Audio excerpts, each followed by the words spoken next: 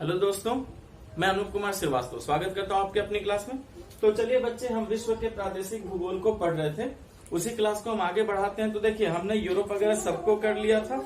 आज जो हमें करना है ऑस्ट्रेलिया और न्यूजीलैंड को करना है। क्या करना है? ऑस्ट्रेलिया और न्यूजीलैंड। तो एक बात सभी बच्चे याद रखिए कि ऑस्ट्रेलिया के बारे में आप जानते हैं कि यह विश्व का सबसे छोटा क्या है, महाद्वीप है। क्लियर है? तो एक बात याद रखिएगा कि जो ऑस्ट्रेलिया और न्यूजीलैंड है, इनको मिलाकर क्या कहते हैं। देखिए, यहीं पर एक प्रश्न है कि ऑस्ट्रेलिया और न्यूजीलैंड एक साथ काउंट होती है, ठीक है। तो अगर आपसे ये पूछा जाए कि ऑस्ट्रेलिया और न्यूजीलैंड को एक साथ मिलाकर क्या कहते हैं, तो बच्चे याद रखिएगा, इसी को हम ओसेनिया कहते हैं। क्या कहते हैं? ओसेनिया। इसका मतलब है, देखिए पहले मैं आपको बता दूं कि न्यूजीलैंड ऑस्ट्रेलिया के नीचे नहीं है। जैसा मैंने ग्राफिंग किया है, मैंने आपको न्यूजीलैंड शो किया है, ये लोकेशन नहीं है। न्यूजीलैंड जो है ऑस्ट्रेलिया के इस तरफ है, मतलब इस तरफ बच्चे, और पूरब की तरफ है और नीचे, ठीक है। तो चलिए, मैंने यहाँ शो किया है। तो सबसे पहले याद रखिए कि ऑस्ट्रेलिया और न्यूजीलैंड को दोनों को मिलाकर क्या कहते हैं? ओशेनिया कहते हैं। क्लियर है? ये एक इम्पोर्टेंट जानकारी है जो आपको अपने पास रखना है। अब जरा ऑस्ट्रेलिया के मैप को ध्यान से देखिए बच्चे। सबसे पहले इसके बाहर को देखिए, इस तरफ हिंद महासागर है, यानी कि ऑस्ट्रेलिया के ठीक पश्चिम में इंडियन ओशियन है, हिंद महासागर है। इसके इस तरफ उत्तर में आप देखेंगे तो तिमोर सागर है। क्या? तिमोर सागर। तिमोर सागर को पार करते हैं तो अरापुरा सागर है, अरापुरा सागर। और ये जो नीचे है बच्चे, इसी को कहते हैं गल्फ ऑफ कारपेंट्रिया। देखिए, ये इंपॉर्टेंट है, गल्फ ऑफ कारपेंट्रिया। फिर आप इस तरफ आते हैं तो इसे हम कहते हैं कोरल सी। क्या कहते हैं? कोरल सी, कोरल सागर। नीचे आते हैं तो बच्चे ये देखिए, ऑस्ट्रेलिया और इस तरफ न्यूजीलैंड है, इन दोनों के बीच में जो सागर है उसका क्या नाम है? तस्मान सागर। याद रखिएगा, तस्मान सागर ऑस्ट्रेलिया और न्यूजीलैंड के बीच में है। ठीक इस तरफ आते हैं बच्चे, ये अंदर की तरफ, इसे ही कहते हैं स्पेंसर की खाड़ी। क्या कहते हैं? स्पेंसर की खाड़ी। और ये जो नीचे आप देख रहे हैं, इन सब को कहा जाता है ग्रेट ऑस्ट्रेलियन बाइट। क्या कहा जाता है बच्चे? Great Australian bight. याद रखिएगा, बाइट का मतलब भी खाड़ी ही होता है। क्लियर है? तो ये ग्रेट ऑस्ट्रेलियन बाइट भी क्या है? खाड़ी ही है। अच्छा, पहले मैंने आपको इसका लोकेशन समझाया, फिर देख रहे हैं 1 2 3 4 5 मैंने लिखा है बच्चे। ये इसके 5 प्रोविंस है, 5 प्रांत है। याद रखिएगा, वैसे ऑस्ट्रेलिया में टोटल 22 कंट्रीज हैं, 22 देश हैं। क्लियर है? लेकिन यहाँ पर मैं प्रांतों की बात कर रहा हूँ, तो हम एक एक प्रांत के बारे में जानेंगे। तो अभी याद रखिए, 1 प्रांत, 2 3 4 5 प्रांत है। क्लियर है? तो चलिए हम ऑस्ट्रेलिया के बारे में पढ़ना शुरू करते हैं। तो बच्चे, सबसे पहले याद रखिएगा कि ऑस्ट्रेलिया को हम द्वीपीय महाद्वीप कहते हैं। क्या कहते हैं? ऑस्ट्रेलिया को द्वीपीय महाद्वीप, द्वीपीय महाद्वीप। क्लियर है? एवं प्यासी भूमि का देश भी कहा जाता है, एवं प्यासी भूमि का देश भी कहा जाता है। क्लियर हो चुका?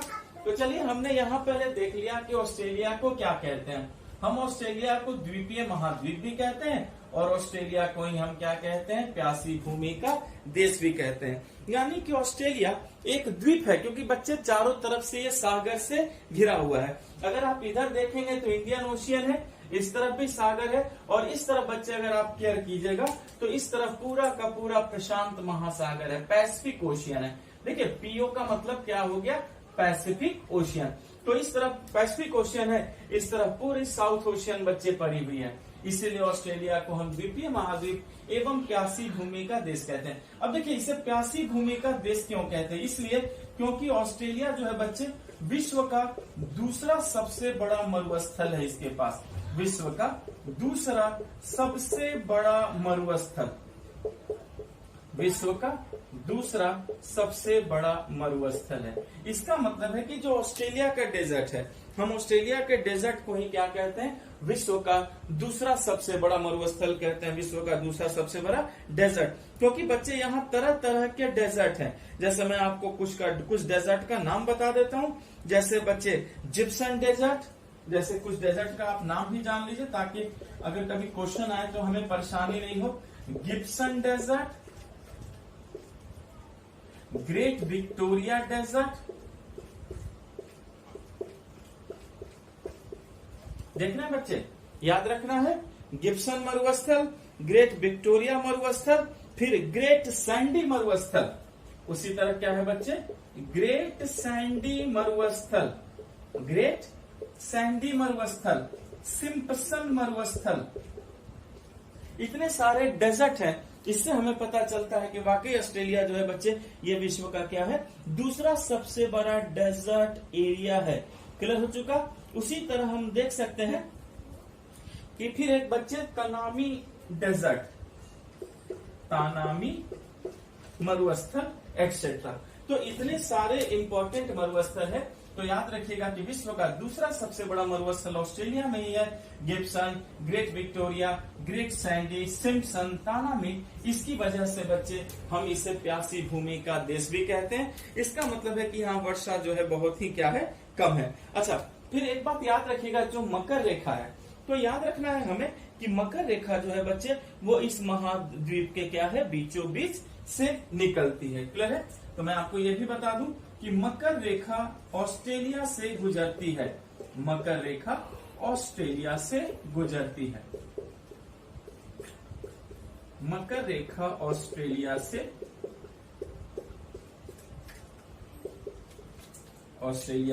गुजरती है। क्लियर है।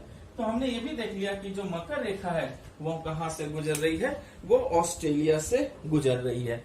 ओके। अच्छा, एक बात और हमें याद रखना है कि जो ऑस्ट्रेलिया की खोज किसने की थी, तो याद रखिएगा कि बच्चे जो ऑस्ट्रेलिया की खोज जिसने की थी वो दो लोग थे, तस्मान और कुक। इसके बारे में भी जान लीजिए आप कि ऑस्ट्रेलिया की खोज तस्मान एवं कुक ने की थी। ऑस्ट्रेलिया की खोज तस्मान एवं कुक नाम के दो लोग थे, तस्मान एवं कुक ने की थी। क्लियर हो चुका। तो चलिए, हमने ये भी सीख लिया कि ऑस्ट्रेलिया की खोज किसने की थी, तो तस्मान एवं कुक ने की थी। मैं मिटा दूं इससे, फिर हम आगे बढ़ते हैं। ओके।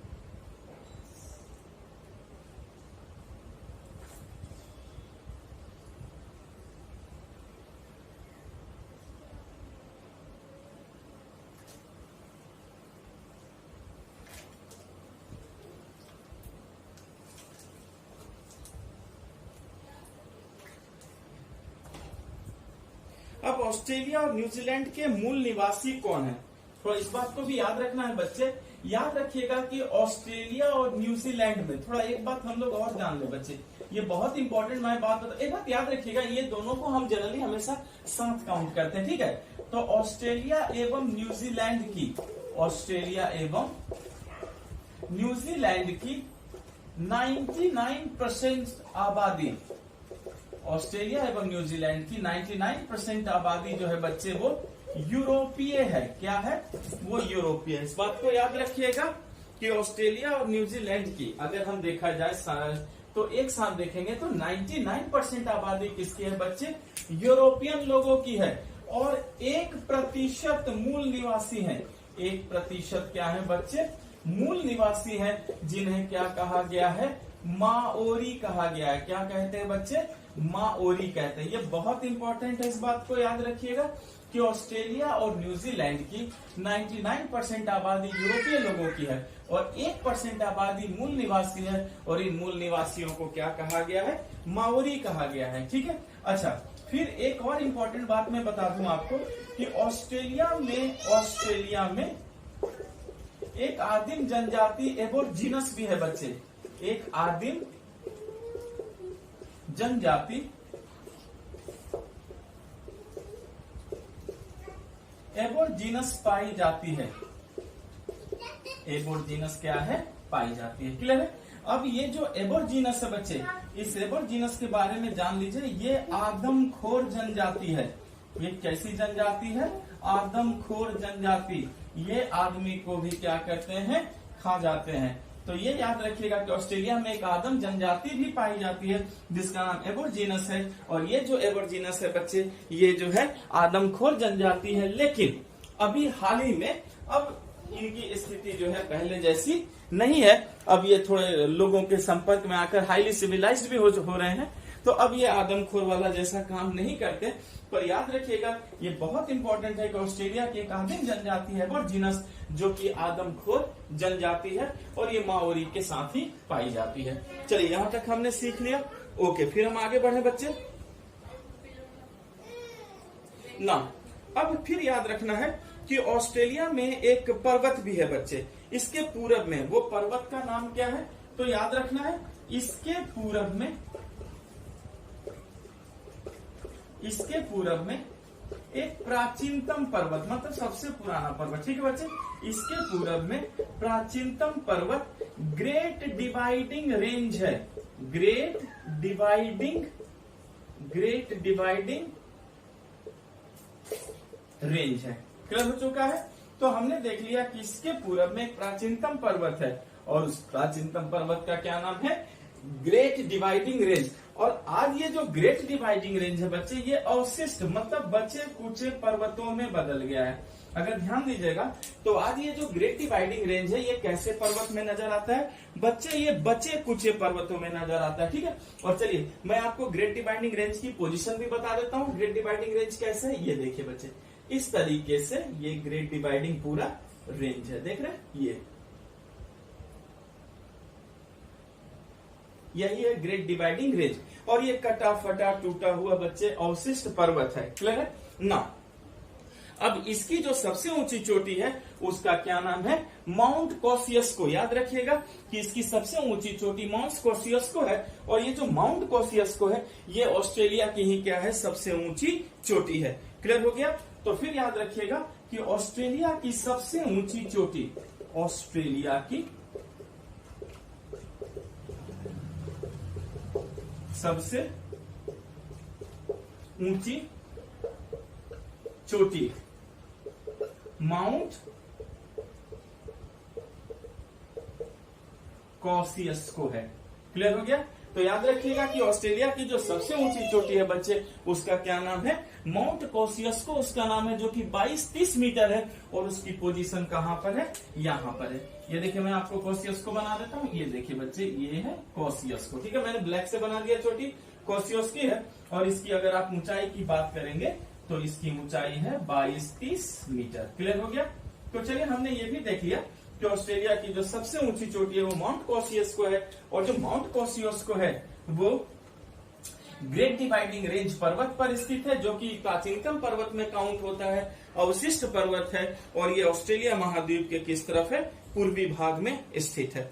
क्लियर हो चुका है? अच्छा, अब बच्चे ये जो ऑस्ट्रेलिया का देख रहे हैं उत्तर और पश्चिमी, अगर ये आप उत्तर पश्चिमी भाग देखेंगे तो बच्चे ऑस्ट्रेलिया के इसी उत्तरी पश्चिमी भाग में विली विली आती है। क्या आती है बच्चे? Willy willy. इस बात को भी याद रखिएगा कि ऑस्ट्रेलिया के उत्तर पश्चिमी में विली विली आती है। अब विली विली क्या है ये मैंने आप लोगों को उष्णकटिबंधीय चक्रवात में पूरा पढ़ा दिया है, तो आप थोड़ा भी कंफ्यूज नहीं होंगे, ठीक है। तो याद रखिएगा कि ऑस्ट्रेलिया के उत्तर पश्चिमी में क्या आता है? विली विली चक्रवात भी आती है, जो कि उष्णकटिबंधीय चक्रवात है। ओके, अच्छा, अब ऑस्ट्रेलिया के अगर आप उत्तर पूरब में जाएं बच्चे, ऑस्ट्रेलिया के उत्तर पूरब में लाइक दिस, ये देख रहे हैं आप, ये ऑस्ट्रेलिया का उत्तर पूरब है। तो बच्चे इसी ऑस्ट्रेलिया के उत्तर पूरब में ग्रेट बैरियर रीफ है। ये देखिए ये क्या है? Great barrier reef. ये लुक दिस इज क्लियर है? ये आपको याद रखना, ये बहुत इंपॉर्टेंट है। और बच्चे ये तट पे नहीं है, तट से दूर है। आप इसको तट पर फोकस नहीं करेंगे, ये तट से थोड़ी दूर है। और किस तरफ है? उत्तर पूरब में। लिखिए मैं थोड़ा और दूर आपको बता दूं, तट पे नहीं, तट से थोड़ी दूर है बच्चे। और इसी को क्या कहा गया है? इसी को कहा गया है great barrier reef. Great barrier reef, जो मैंने आपको ओशिनोग्राफी में ऑलरेडी पढ़ा दिया है। तो याद रखना है कि ऑस्ट्रेलिया के उत्तर पूरब में ही ग्रेट बैरियर रीफ पाया जाता है, जो विश्व का सबसे बड़ा प्रवाल भित्ति है। क्लियर है? ये बहुत इंपॉर्टेंट सवाल है। और ये तट पर नहीं, तट से दूर है बच्चे। तो ऑस्ट्रेलिया के उत्तर पूरब में तट से दूर, आप ये नहीं सोचिएगा तट पर ही, तट से दूर ग्रेट बैरियर रीफ है। ग्रेट बैरियर रीफ है, जो विश्व का सबसे बड़ा, जो विश्व का सबसे बड़ा प्रवाल भित्ति है, जो विश्व का सबसे बड़ा क्या है बच्चे, प्रवाल भित्ति है, कोरल रीफ है। ये मैंने सब आप लोगों को पढ़ा दिया है, तो आप जरूर ओशनोग्राफी चैप्टर का रिवीजन करेंगे तो समझ में आएगा, ठीक है। तो ऑस्ट्रेलिया के उत्तर पूर्व में तट से दूर ग्रेट बैरियर रीफ है, और ये क्या है बच्चे, विश्व का सबसे बड़ा प्रवाल भित्ति है। प्रवाल भित्ति क्या होता है ये सब मैंने ऑलरेडी आपको पढ़ा रखा है, तो आप इस मामले में थोड़ा भी कंफ्यूज नहीं होंगे। चलिए हम क्लास को आगे बढ़ाते हैं, मैं मिटाऊ से फिर हम आगे बढ़ते हैं। ओके,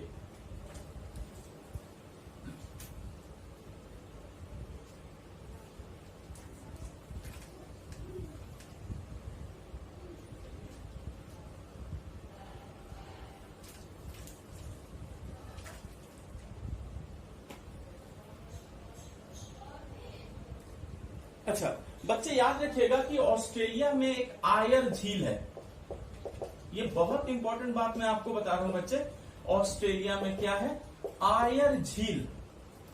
आयर झील है जो समुद्र तल से भी नीचे है, जो समुद्र तल से भी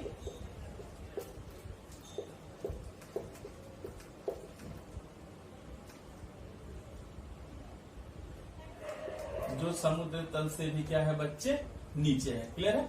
तो इस बात को जरूर याद रखिएगा कि ऑस्ट्रेलिया में आयर झील है, ये बहुत इंपॉर्टेंट है। ऑस्ट्रेलिया में क्या है, एक आयर झील है, और कहा जाता है कि वो जो आयर झील है वो समुद्र जल तल से भी क्या है, नीचे है। इसलिए बच्चे आयर झील आपके लिए बहुत महत्वपूर्ण हो जा रहा है। क्यों? क्योंकि हमने देखा है कि वो क्या है, समुद्र जल तल से भी नीचे है। तो अगर समुद्र जल तल से नीचे है तो जाहिर है कि ये हमारे लिए इंपॉर्टेंट है। और इसकी पोजीशन क्या है, तो बच्चे उसकी पोजीशन जो है यहाँ पर है, ये देखिए,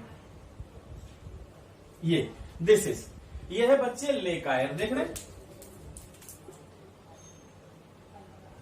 यही है लेक आयर, जिसका हमने क्या देखा कि समुद्र जल तल से भी क्या है, ये नीचे है। क्लियर हो चुका। तो आयर झील आपके लिए बच्चे बहुत महत्वपूर्ण है। अच्छा, अब न्यू कैसल एक जगह है बच्चे, न्यू कैसल। तो हमें सबसे पहले समझना है कि ये जो है न्यू कैसल है, ये कहां पर है। तो बच्चे ये जो न्यू कैसल है, याद रखिएगा कि Newcastle New South Wales में है। कहां पर है बच्चे, न्यू कैसल जो है न्यू साउथ वेल्स में है। लुक, ये देखिए यहाँ पर क्या है, न्यू कैसल, ये देखिए, look this is new castle. Clear. कहा जाता है कि न्यू कैसल जो है दक्षिणी गोलार्ध का सबसे बड़ा कोयला क्षेत्र है। तो इसकी भी बात याद रखिएगा कि न्यू कैसल दक्षिणी गोलार्ध का सबसे बड़ा कोयला क्षेत्र है, सबसे बड़ा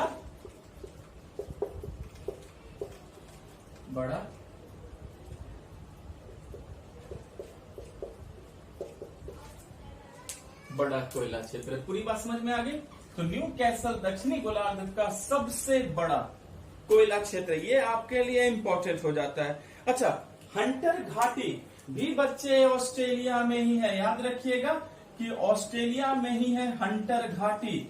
और ये किस लिए फेमस है, ये कोयले के लिए प्रसिद्ध है। ये बहुत इंपॉर्टेंट है बच्चे। हंटर घाटी किसके लिए प्रसिद्ध है, कोयले के लिए प्रसिद्ध है। और ये हंटर घाटी बच्चे याद रखना है, ये भी कहां पर है, ये भी ऑस्ट्रेलिया में। और हंटर घाटी बच्चे हमेशा न्यूज में ये बना रहता है, चर्चे में रहता है, इसलिए आप हंटर घाटी को नहीं भूलिएगा। ये आपके लिए बहुत ही क्या है, महत्वपूर्ण है। This is Hunter valley. और हंटर वैली ही क्या है बच्चे, ये भी कोयले के लिए बहुत प्रसिद्ध है, हंटर घाटी। क्लियर हो गया, कोयले के लिए ये प्रसिद्ध है। नाउ फिर बच्चे, ऑस्ट्रेलिया बॉक्साइट का सबसे बड़ा उत्पादक है। एक बात याद रखना है कि ऑस्ट्रेलिया की जो चट्टान है बच्चे, ऑस्ट्रेलिया की भूगर्भिक चट्टान, यानी जो जमीन के अंदर का चट्टान है, भूगर्भिक चट्टान क्रीटेशियस है। क्या है बच्चे, क्रीटेशियस। ये इंपॉर्टेंट है कि ऑस्ट्रेलिया का भूगर्भिक चट्टान क्रीटेशियस है। अतः यह बॉक्साइट का सबसे बड़ा उत्पादक है, क्योंकि बच्चे क्रीटेशियस चट्टान में ही क्या मिलती है, बॉक्साइट मिलती है। याद रखिएगा, अतः यह बॉक्साइट का सबसे बड़ा उत्पादक है।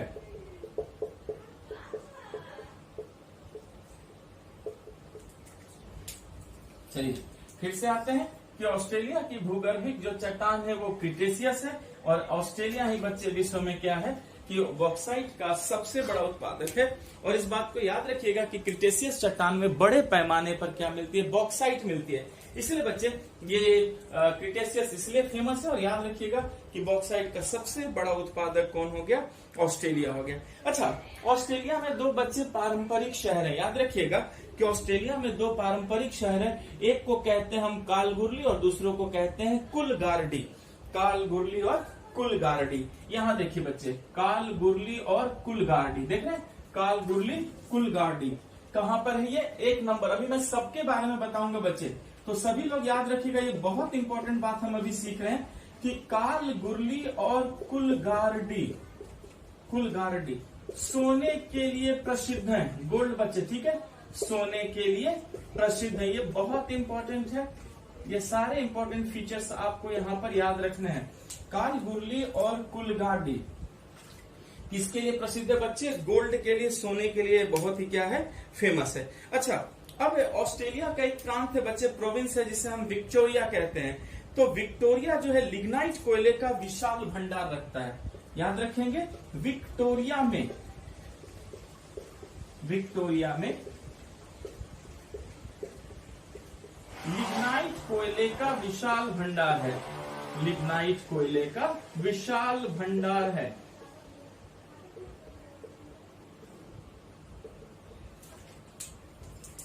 विक्टोरिया जो है ऑस्ट्रेलिया, वहां पे बच्चे लिग्नाइट कोयला जबरदस्त है। ये इंपॉर्टेंट भी है कि विक्टोरिया में क्या है, लिग्नाइट कोयले का विशाल भंडार है। क्लियर हो चुका है।